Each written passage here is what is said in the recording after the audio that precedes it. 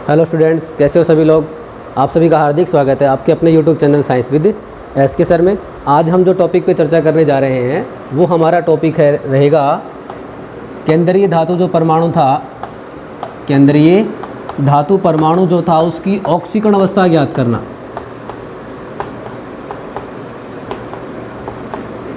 उसकी ऑक्सीकरण अवस्था हमें ज्ञात करनी है। तो देखना, कोऑर्डिनेशन कंपाउंड जो था या उपसंयोजक संकुल जो होता है हमारे पास, उसके अंदर जैसे मैं यहाँ पे एक एग्जांपल लिख लेता हूँ, Pt प्लेटिनम और यहाँ पे NH3 और यहाँ पे Cl3। देखना इस संकुल के अंदर क्या दे रखा है हमें कि प्लेटिनम दे रखा है और यहाँ पे NH3 के 3 लिगेंड दे रखे हैं और यहाँ पे Cl3 के 3 लिगेंड है। तो इसके अंदर केंद्रीय धातु परमाणु कौन सा हमारे पास है? प्लेटिनम है। कौन सा है? प्लेटिनम। तो यहाँ पे हमें प्लेटिनम की ऑक्सीकरण अवस्था ज्ञात करनी है। क्या ज्ञात करनी है? ऑक्सीकरण अवस्था। तो ध्यान से समझना, जब भी अपन ने ऑक्सीकरण अवस्था ज्ञात करते हैं तो क्या होता है, या तो हमारे पास जो संकुल है वो संकुल कैसा हो सकता है? उदासीन हो सकता है। ये जो हमारे पास संकुल आ रहा है इसके ऊपर कोई भी चार्ज नहीं है, ना तो ये पॉजिटिव दिख रहा है और ना ही ये नेगेटिव दिख रहा है। इसका मतलब क्या है? ये संकुल कौन सा हमारे पास है? उदासीन संकुल है। ये कौन सा है? उदासीन। अगर हमारे पास कोई कैसा हो, ऋणावेशित संकुल हो, या फिर कैसा हो सकता है हमारे पास धनावेशित संकुल हो सकता है। तो सबके अंदर ऑक्सीकरण अवस्था कैसे ज्ञात करते हैं? और सबसे पहली बात तो ये हो गई कि ये जो ऑक्सीकरण अवस्था या ऑक्सीकरण अंक होता है वो होता क्या है? वो होता क्या है?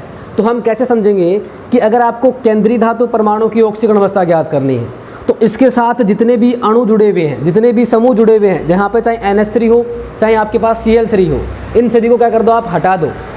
क्या कर दो? आप यहाँ से हटा दो।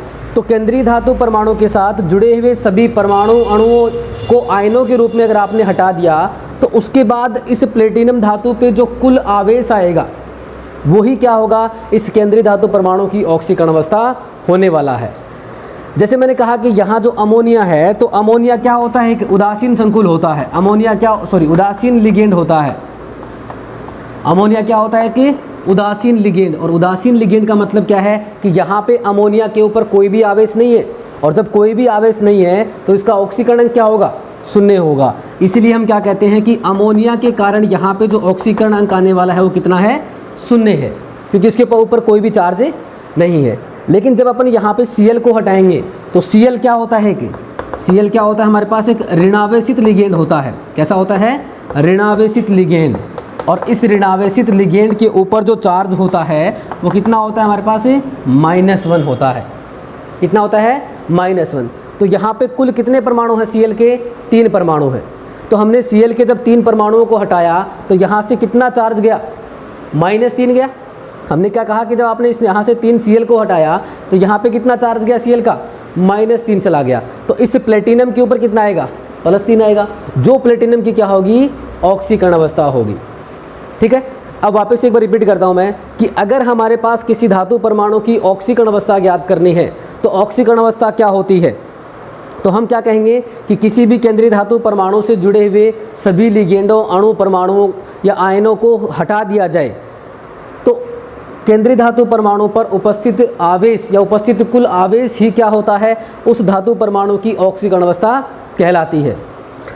अब ऑक्सीकरण अवस्था ज्ञात करने के लिए क्या होता है? आपके पास संकुल है वो उदासीन हो सकता है, आपके पास संकुल ऋणावेशित हो सकता है, और कैसा हो सकता है? धनावेशित हो सकता है। यहाँ पर आपने जो एग्जाम्पल लिया है वो किस संकुल का है? उदासीन संकुल का है। किसका है? उदासीन संकुल का। अगर मैं यहाँ पे एक एग्जाम्पल लेता हूँ आपके सामने, ये एक और एग्जाम्पल है CONH3 और ये हो गया हमारे पास Cl, और यहाँ लगा दिया मैंने यहाँ पे प्लस। तो देखना, इस संकुल के अंदर अगर आपको कोबाल्ट की ऑक्सीकरण अवस्था ज्ञात करनी है, इस संकुल के अंदर अगर आपको क्या करनी है? कोबाल्ट की ऑक्सीकरण अवस्था ज्ञात करनी है, तो ये हो गया हमारे पास कोबाल्ट NH3 Cl, और यहाँ पे कितना आएगा? +2। अब यहाँ पे क्या करना है आपको? कोबाल्ट की ऑक्सीकरण अवस्था ज्ञात करनी है। तो देखना, यहाँ से हम क्या कहेंगे कि जिस परमाणु की हमें क्या करनी है? केंद्रीय धातु परमाणु की अगर हमें ऑक्सीकरण अवस्था ज्ञात करनी है तो उसकी क्या मान लेंगे अपन? X मान लेते हैं हमेशा। तो कोबाल्ट की ऑक्सीकरण अवस्था कितनी है? यहाँ पे X है। कितनी मान ली आपने? X मान ली। यहाँ जो अमोनिया है वो कैसा लिगेंड है? उदासीन लिगेंड है। तो अमोनिया की जो ऑक्सीकरण अवस्था होगी हमारे पास वो कितनी हो जाएगी? 0 हो जाएगी। उसके बाद कौन बचा यहाँ पे, Cl बचा। तो Cl खुद क्या होता है, ऋणावेशित लिगेंड होता है। तो Cl की ऑक्सीकरण अवस्था कितनी हो जाएगी, तो Cl की ऑक्सीकरण अवस्था हमारे लिए कितनी हो जाएगी यहाँ पे 1, कौन सा, -1। अब देखो ये जो संकुल है वो संकुल कैसा है, इस संकुल के ऊपर कैसा चार्ज आ रहा है, धनावेश आ रहा है। इसका मतलब ये कौन सा संकुल है हमारे पास, धनावेशित संकुल है। कौन सा है, धनावेशित संकुल होने वाला है, ठीक है। तो अब यहाँ पे कोबाल्ट की ऑक्सीकरण अवस्था ज्ञात करनी है। तो देखो अपन स्टेप टू स्टेप करते हैं, उसके बाद आपको समझ में आ जाएगा। यहाँ पे कोबाल्ट की आपको क्या माननी है, X माननी। तो मैंने यहाँ पे क्या मान लिया, X मान लिया।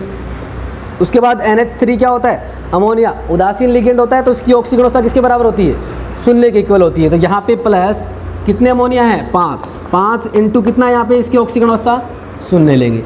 यहाँ पे Cl की कितनी होती है, -1 होती है। तो प्लस कितना हो जाएगा यहाँ पे -1 इक्वल टू, अब देखो इनके अंदर जितनी भी ऑक्सीकरण अवस्थाएं होती है उन सब का जो योग होता है वो किसके बराबर होगा, इस संकुल के ऊपर जो आवेश आ रहा है। वापस से रिपीट करता हूँ मैं, अगर हमारे पास कोई उदासीन संकुल है तो उदासीन संकुल के अंदर जो इस संकुल के अंदर जो अवयव होते हैं उन अवयवों के आवेशों का योग होता है वो 0 के बराबर होता है। लेकिन यहाँ पे कौन सा संकुल है, धनावेशित संकुल है। कौन सा है, धनावेशित संकुल। तो धनावेशित संकुल में क्या होता है, जो अवयवी आयन है या अवयवी जो हमारे पास परमाणु या अणु हैं उनके आवेशों का योग होता है वो संकुल पर उपस्थित कुल आवेश के बराबर होता है। यहाँ पे इस कोबाल्ट की अगर अपने ऑक्सीकरण अवस्था ज्ञात करनी है तो हमने X मान रखी है। अमोनिया उदासीन लिगेंड होता है, इसकी कितनी होती है, 0 होती है। Cl ऋणावेशित लिगेंड होता है, क्या लेते हैं अपन यहाँ पे इसकी -1। इन सब की ऑक्सीकरण अवस्थाओं का जो योग है वो किसके बराबर होगा, इस संकुल के ऊपर उपस्थित कुल आवेश के बराबर होगा। तो यहाँ पे कुल आवेश कितना है हमारे पास संकुल पे, +2। तो यहाँ से क्या आएगा, देखो X प्लस ये कितना हो गया 0 -1 इक्वल टू क्या हो जाएगा +2। तो यहाँ से X की वैल्यू कितनी आ जाएगी हमारे पास +3। मतलब यहाँ पे जो आपका कोबाल्ट है वो कोबाल्ट किस ऑक्सीकरण अवस्था में स्थायी है, +3 ऑक्सीकरण अवस्था में। तो कितनी आ गई यहाँ पे कोबाल्ट की ऑक्सीकरण अवस्था, +3 आ गई, ठीक है। इसका मतलब आपको ये ध्यान रखना है कि अगर उदासीन संकुल होगा, मतलब संकुल के ऊपर अगर कोई भी आवेश नहीं है तो इस संकुल के अंदर जितने भी अवयवी हैं, अवयवी अणु परमाणु या आयन हैं, उनके आवेशों का कुल योग 0 के बराबर हो जाएगा। अगर कोई धनावेशित संकुल है तो अवयवी अणु परमाणु आयनों के आवेशों का योग धनावेश के बराबर या कुल ऋणावेश के बराबर हो जाएगा, ठीक है। अपन एग्जाम्पल करते हैं 1-2, उसके बाद हमें समझ में आएगा। अच्छा, आपको ये समझ में आ गया होगा कि हमारे पास ऑक्सीकरण अवस्था क्या होती है।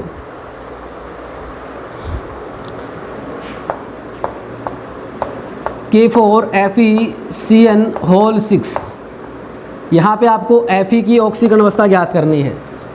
दूसरा एग्जाम्पल ले लेते हैं हमारे पास CONH3 और ये हो गया हमारे पास Cl3। तीसरा एग्जाम्पल ले लेते हैं NiCO4 और ठीक है। अब समझना ध्यान से, यहाँ पे क्या दे रखा है, पोटेशियम फेरोसाइनाइड दे रखा है ना। यहाँ पे आपको इस आयरन की ऑक्सीकरण अवस्था ज्ञात करनी है। सबसे पहले आप ये देखो कि हमारे पास यहाँ जो आयरन है वो किससे जुड़ा हुआ है, साइनाइड से। तो ये जो साइनाइड लिगेंड होता है, ये जो आपके पास साइनाइड होता है, तो साइनाइड की ऑक्सीकरण अवस्था कितनी होगी, तो हम जानते हैं कि साइनाइड एक ऋणावेशित लिगेंड होता है और उसके ऊपर चार्ज कितना होता है, -1 होता है। तो यहाँ पे कितना है इसका, -1 चार्ज है, मतलब इस साइनाइड के कारण ऑक्सीकरण अवस्था -1 है। यहाँ आपके पास पोटेशियम है, सभी लोग जानते हैं कि पोटेशियम जो होता है वो पोटेशियम पहले वर्ग में आता है। तो पहले वर्ग वालों की सबकी ऑक्सीकरण अवस्था कितनी होती है, +1। तो पोटेशियम का हमें पता लग गया, साइनाइड का हमें पता लग गया, बचा कौन हमारे पास, Fe क्या है, केंद्रीय धातु परमाणु। इसकी ऑक्सीकरण अवस्था हमें ज्ञात करनी है और जिसकी ज्ञात करनी होगी उसे हम क्या मान लेते हैं, X मान लेते हैं।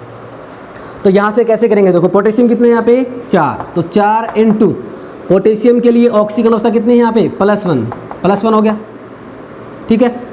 उसके बाद कौन आ रहा है हमारे पास, आयरन, क्या मान लिया अपन ने, X मान लिया। साइनाइड कितना है यहाँ पे, -1 होती है। कितने साइनाइड परमाणु है, 6 है। तो यहाँ पे साइनो लिगेंड कितने हैं, 6।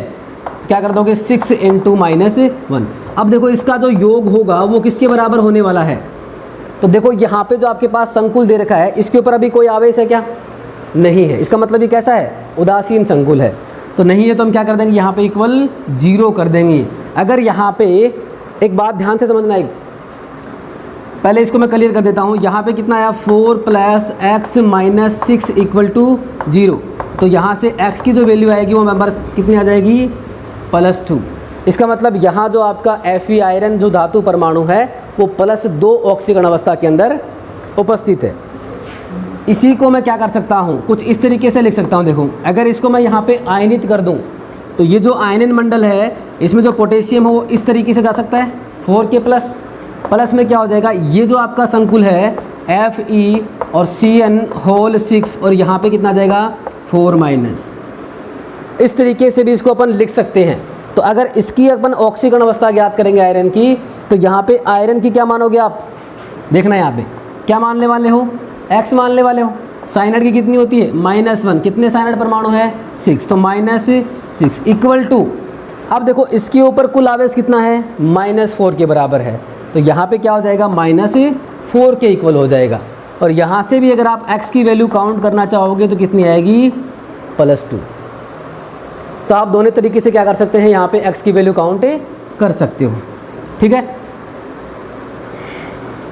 आगे वाला एग्जाम्पल देखते हैं। यहाँ पे क्या करनी है आपको, कोबाल्ट की ऑक्सीकरण अवस्था ज्ञात करनी है। तो अब देखो यहाँ पे अमोनिया दे रखा है, तो अमोनिया क्या होता है, उदासीन लिगेंड होता है। तो अमोनिया की ऑक्सीकरण अवस्था कितनी हो जाएगी, यहाँ पे 0 हो जाएगी। उसके बाद कौन आया, क्लोरीन। तो क्लोरीन क्या होता है, ऋणावेशित लिगेंड। तो क्लोरीन की ऑक्सीकरण अवस्था कितनी होने वाली है, यहाँ पे -1 होने वाली है। किसकी याद करनी है, कोबाल्ट की। तो क्या मान लेंगे अपन, x मान लेंगे। तो कोबाल्ट की ऑक्सीकरण अवस्था क्या मान लिया अपन ने, x मान ली।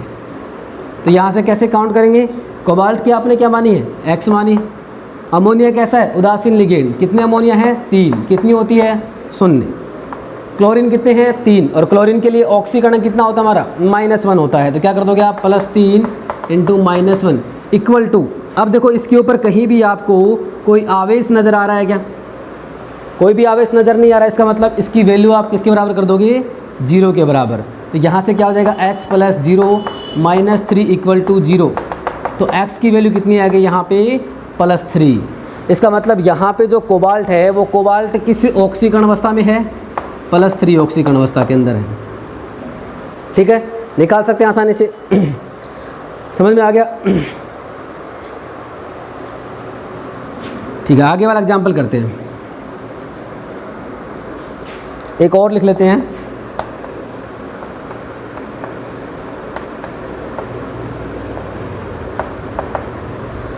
अब देखो यहाँ पे क्या दे रखा है, NiCO4, निकल का कार्बोनिल है, टेट्रा कार्बोनिल।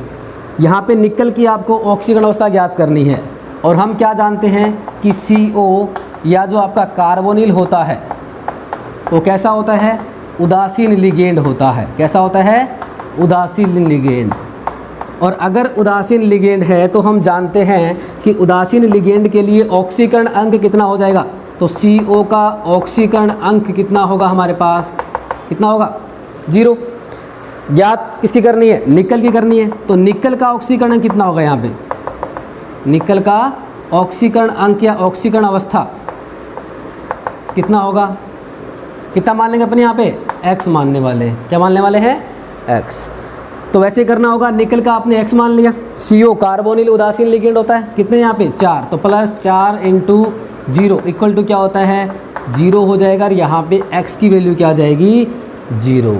मतलब यहाँ पे जो आपके पास टेट्रा कार्बोनिल है निकल का, उसमें निकल किस ऑक्सीकरण अवस्था में रहता है, 0 ऑक्सीकरण अवस्था के अंदर। और ये बहुत ही ज़्यादा इम्पोर्टेंट है कि मेटल जो कार्बोनिल या धातु कार्बोनिल होते हैं उनके अंदर क्या होता है, वो सामान्यतः 0 ऑक्सीकरण अवस्था में भी स्थायी होते हैं।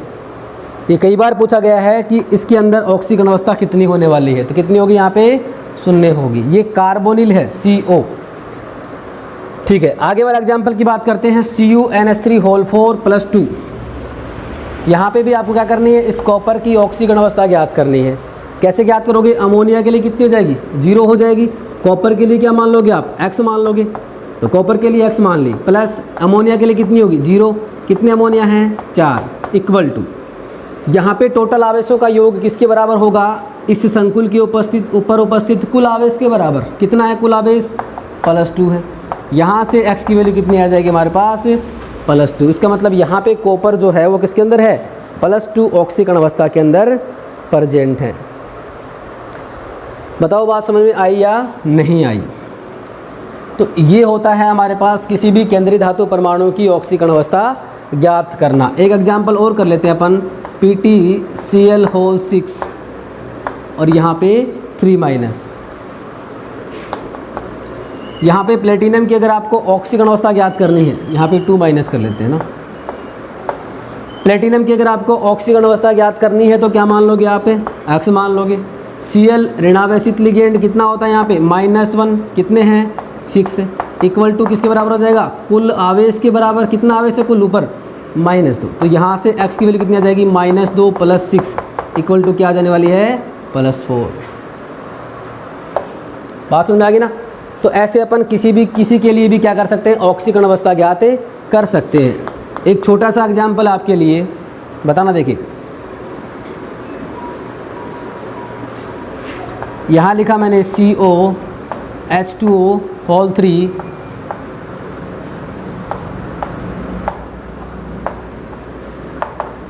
इसके अंदर आपको कोबाल्ट की ऑक्सीकरण अवस्था ज्ञात करनी है। क्या मानोगे आप, सीधी सी बात है, x मानोगे। जल क्या होता है, उदासीन लिगेंड, और उदासीन लिगेंड होने का मतलब उसके ऊपर कोई भी आवेश नहीं है तो क्या मानोगे, 0। कितने हैं, 3 है। यहाँ पे Cl की कितनी होती है, -1 होती है।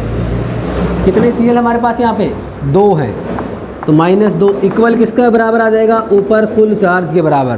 तो यहाँ से क्या आ जाएगा, x + 0 - 2 इक्वल टू +1। यहाँ से x की वैल्यू जो आएगी वो कितनी होगी, +3। मतलब यहाँ पे कोबाल्ट हमारे पास किसके अंदर है, +3 ऑक्सीकरण अवस्था के अंदर प्रेजेंट है। तो आज हमने क्या पढ़ा, ऑक्सीकरण अंक ज्ञात करना। संकुल यौगिक के अंदर जो केंद्रीय धातु परमाणु होता है उसके लिए क्या कहते हैं अपन, अगर आपको किसी भी केंद्रीय धातु परमाणु की ऑक्सीकरण अवस्था ज्ञात करनी है तो उससे जुड़े हुए जितने भी परमाणु, अणु या आयन हैं उनको सब क्या कर दो, आयनित कर दो। उसके बाद जो उसके ऊपर कुल आवेश बचेगा वही क्या होता है, उसकी ऑक्सीकरण अवस्था होती है या उसका ऑक्सीकरण अंक होता है। अब कैसे ज्ञात करते हैं, अगर आपके पास संकुल उदासीन है, मतलब उसके ऊपर कोई भी आवेश नहीं है, तो उन संकुल के अंदर उपस्थित अणुओं, परमाणुओं, आयनों के आवेशों का जो कुल योग होता है वो उस संकुल के ऊपर उपस्थित कुल आवेश के बराबर होता है। अगर उदासीन संकुल है तो यहाँ पे किसके बराबर होगा, 0 के बराबर। धनावेशित संकुल है तो धनावेश के बराबर होगा, और ऋणावेशित संकुल है तो वो कुल ऋणावेश के बराबर होगा। ठीक है, मुझे लगता है कि सबको समझ में आ गया होगा। और इससे जो नेक्स्ट लेक्चर हमारा होने वाला है उसमें हम पढ़ेंगे उपसहसंयोजक यौगिकों के IUPAC नोमेनक्लेचर। धन्यवाद।